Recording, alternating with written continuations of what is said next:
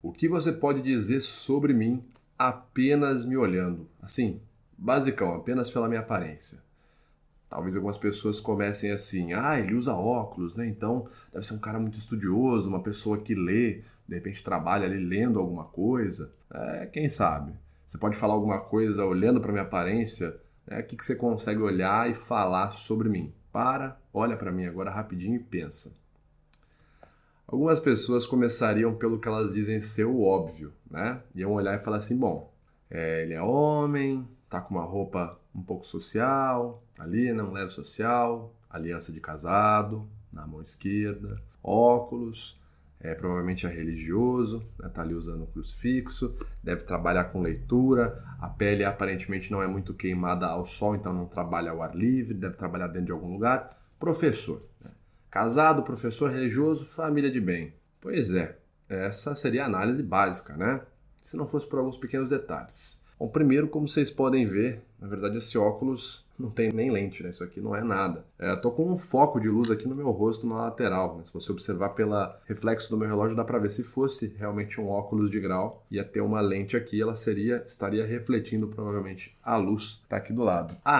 E tem isso aqui também, né? Pois é, né? Esse é um símbolo muito religioso. Tem mais ou menos aí uns 10 anos que eu não pratico religião nenhuma. Esse crucifixo aqui eu comprei num camelô, vindo pra cá aqui pra gravação. Então, não. Isso que a gente fez aqui, na verdade, é o que é chamado de manutenção da aparência.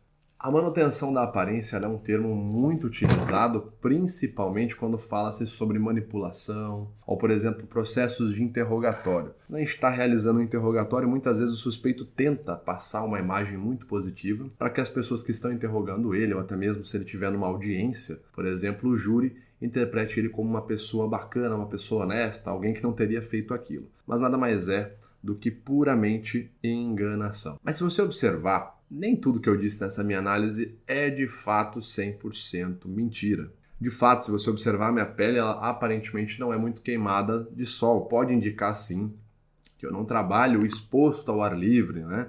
Não trabalho fora de um local fechado. Pelo extremo contrário, eu trabalho dentro de um escritório, que eu trabalho com algo um pouco mais intelectual, dentro de um lugar fechado de fato. Eu sou investigador privado e sou perito judicial, então eu trabalho dentro do meu escritório aqui, analisando casos, observando situações, mas diferente dessas pessoas que vêm com teorias mirabolantes, sem validação científica nenhuma, dizendo que é possível você olhar para o rosto de uma pessoa ou para a forma do corpo dela e saber tudo da vida dela, e eu trabalho geralmente respondendo perguntas. Perguntas muitas vezes objetivas. Por exemplo, onde essa pessoa trabalha? Quem é essa pessoa? Será que ela está traindo o marido? Será que ele está traindo a esposa? E aí, para responder, eu faço uma ampla pesquisa, coletando evidências, acompanho as pessoas que eu investigo por alguns dias, registro imagens, coleto outras evidências para daí responder de forma conclusiva e objetiva essas perguntas com sim ou não.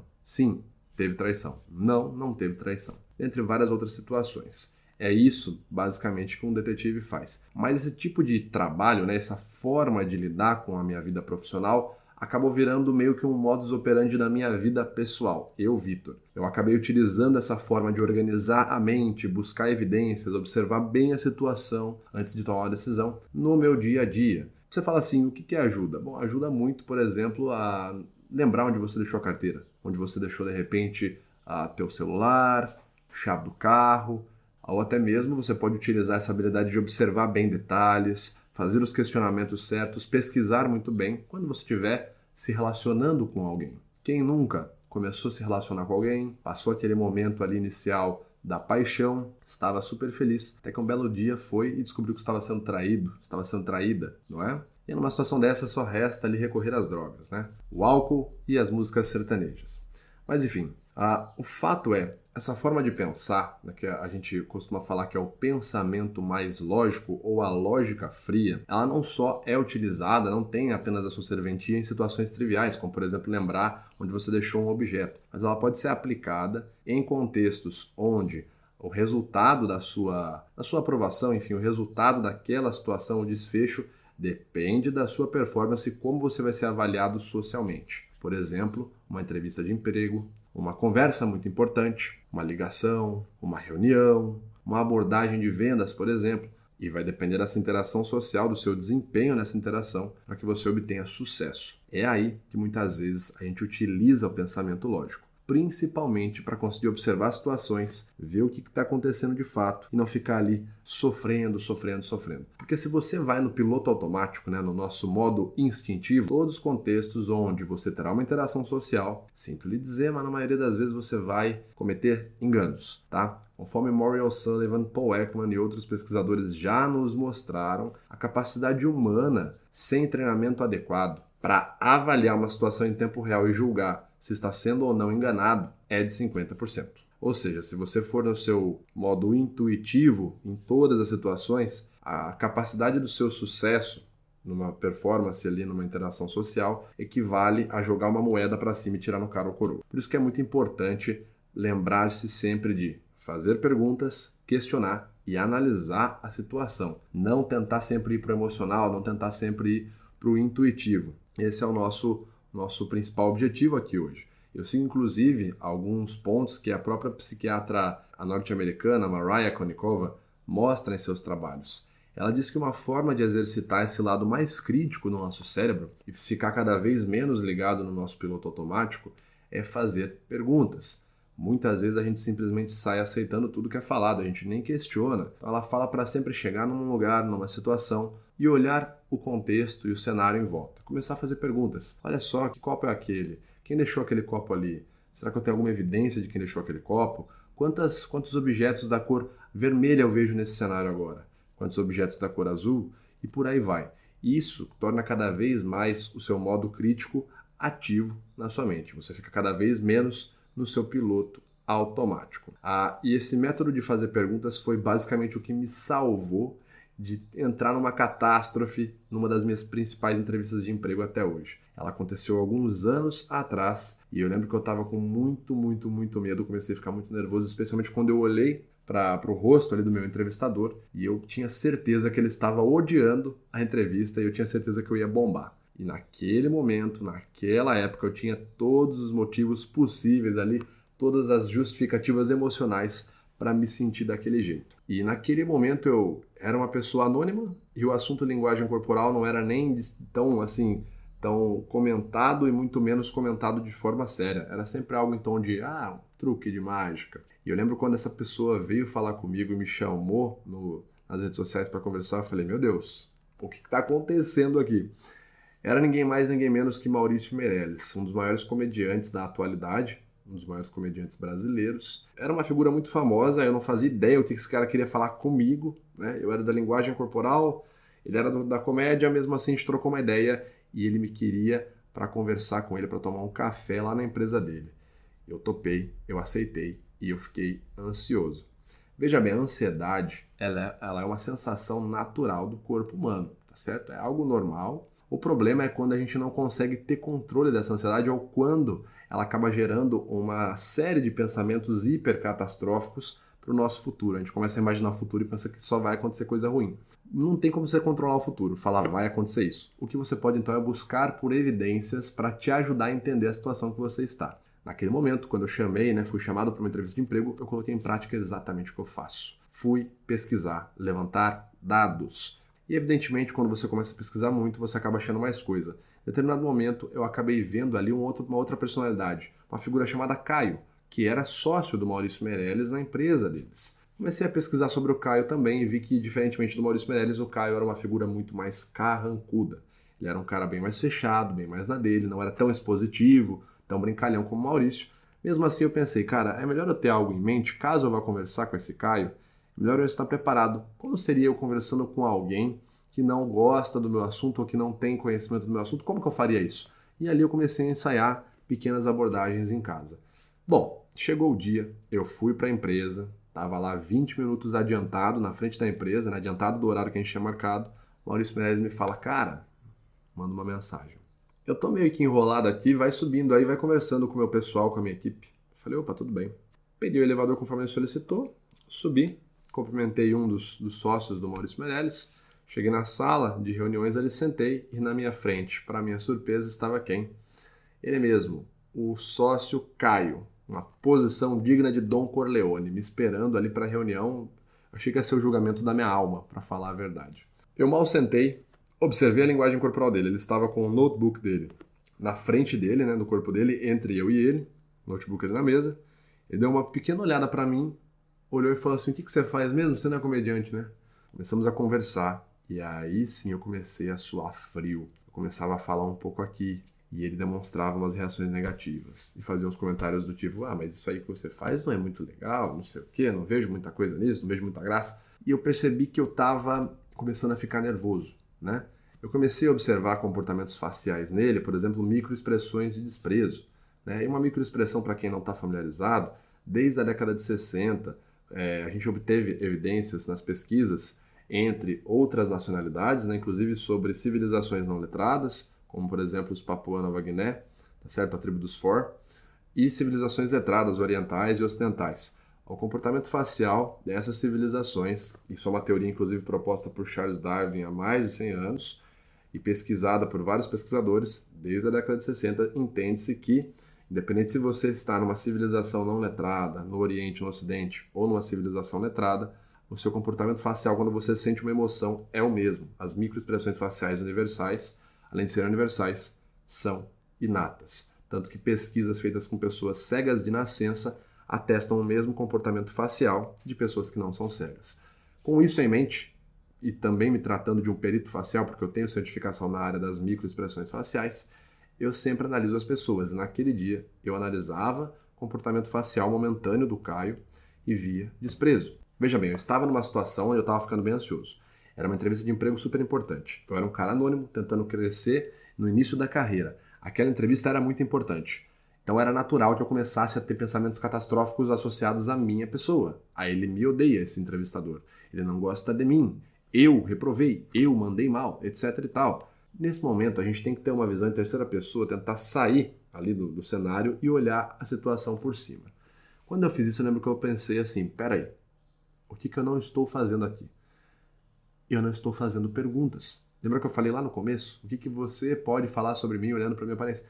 A gente tem sempre que cultivar o hábito de criar perguntas. Teve uma dificuldade? Vamos tentar responder essa dificuldade criando perguntas. Vamos buscar dados para responder essa dificuldade, esse problema. Naquele momento eu comecei a criar perguntas. Eu pensei assim: esse cara está me tratando assim, dessa maneira meio ríspida, com essas expressões de desprezo, porque ele não gosta de mim ou tem alguma outra motivação? Aí eu tentei pensar, falei: bom, ele é sócio da empresa. Faria sentido ele ter esse comportamento sendo sócio para tentar ao máximo preservar a empresa dele, de manter relações com pessoas que não vão trazer benefício para ele? Pensei, sim, faria. Na sequência eu pensei outra pergunta: então será que não faria sentido ele agir assim com qualquer pessoa que ele entrevista aqui nessa sala de reuniões? Eu pensei, sim, faria sentido. Logo, cheguei à conclusão: ele não está me tratando mal, ele não está tratando o Vitor mal porque ele não gostou do Vitor. Ele está apenas no comportamento operandi, modus operandi dele como empresário. Tá certo? Está apenas no modus operandi dele para fechar uma negociação para a empresa dele. Não é nada pessoal, não é nada comigo. E quando eu tive esse insight, eu relaxei e fiquei muito mais tranquilo. Quando a gente tem esse momento de questionamento, é sempre interessante direcionar para onde você quer continuar o seu pensamento. Quando eu fechei essa ideia, falei: bom, já que não é comigo, qual é o foco do meu pensamento agora? No que eu vou me concentrar nesse momento? Eu olhei a situação e pensei: eu não preciso que ele goste de mim, não preciso que ele me ame, o que eu preciso? Eu preciso conseguir criar um rapport, preciso conseguir criar uma conexão emocional, preciso conseguir criar empatia. O que eu posso fazer? Foi outra pergunta que eu fiz. Naquele momento, enquanto eu conversava com ele, eu fiz uma breve recapitulação da nossa conversa. Eu falei: bom, desde que começou a nossa conversa, eu estou falando de artigo científico, eu estou mostrando evidências em livros, eu estou falando um monte de coisa e ele está só com uma cara de tédio, uma expressão ali de quem não está realmente interessado. Talvez eu deva mudar minha abordagem. E foi esse insight que eu tive. Aconteceu algo muito bacana. Um momentinho depois de eu ter tido esse pensamento, ele me perguntou algo técnico, eu expliquei: uma microexpressão facial é um evento na face que ocorre de maneira breve, etc. E quando eu dei a explicação técnica, ele fez exatamente esse comportamento aqui. Ah, muito legal, Vitor. E foi então que eu olhei para ele e falei assim: não, você não achou muito legal, Caio. Você falou muito legal, porém fez um afastamento corporal, uma micronegação de cabeça, cruzou os braços e fez uma microexpressão de desprezo. Seu comportamento não verbal diz exatamente o oposto do que você acabou de falar. Você disse muito legal, mas a sua linguagem corporal não disse a mesma coisa. Provavelmente você não está achando legal desse jeito, não. Quando eu falei isso, arregalou os olhos assim, olhou para o outro funcionário que estava ali na porta, né, na nossa sala de reunião, deu uma baita risada e falou: putz, era isso mesmo, cara, como que você adivinhou? Mano, é o que eu tô achando mesmo, cara, pô, que legal. Então é isso que você faz? Aí ele percebeu o que eu fazia. Nesse momento ele já tirou um notebook da frente do corpo dele, entre eu e ele, se debruçou na mesa, pegou minha mão e falou: cara, muito bacana, pô, que legal, então é assim que funciona, tal. Conversei com ele ali, a gente ficou bem ali sintonizado, ele gostou bastante, deu bastante risada. Alguns minutos depois entra Maurício Meirelles na sala, dizendo assim: agora você não vai me analisar, Vitor, metaforando, com um saco de pão na cabeça. Né? Aquele foi um dia muito bacana, foi um dia muito importante, ter passado por esse evento, por essa experiência, ter tido a chance de colocar em prática a minha forma de pensamento, né, que é uma forma que eu cultivei na minha profissão como detetive. Só que o mais importante ali, na minha opinião, foi o desfecho. Porque além de eu ter ganhado uma baita amizade, né, eu me tornei amigo do Maurício Meirelles, ganhei vários insights sobre carreira, sobre vida, filosofia de vida. Eu tive uma baita guinada na minha carreira profissional. E tudo isso se deu por conta de um desfecho positivo. E esse desfecho positivo foi durante uma entrevista de emprego, na qual eu fiquei muito ansioso, muito nervoso, mas eu consegui remanejar, tá certo ali, perceber o que estava acontecendo, fiz as perguntas corretas, tirei o meu pessoal, né? Pessoal é comigo. Não. Fiz o questionamento mais frio possível e, por meio da análise da lógica, consegui determinar o desfecho que eu queria. Então, o meu ponto principal é sempre focar na lógica. Se eu observo algo, se eu estou vendo detalhes, se eu tenho fatos sobre aquilo, tá certo? Quais evidências eu tenho do que está sendo falado, não se orientar apenas pelo emocional ou apenas por aquela primeira impressão que a gente teve, porque muitas vezes a gente costuma falhar. Quer ver um exemplo? Provavelmente quando você viu aqui o começo da minha apresentação, você viu que eu tirei meu óculos, mostrei que na verdade eram óculos que não eram óculos, era um mero adereço, eu nem uso óculos, só que eu tirei a aliança e não falei absolutamente nada.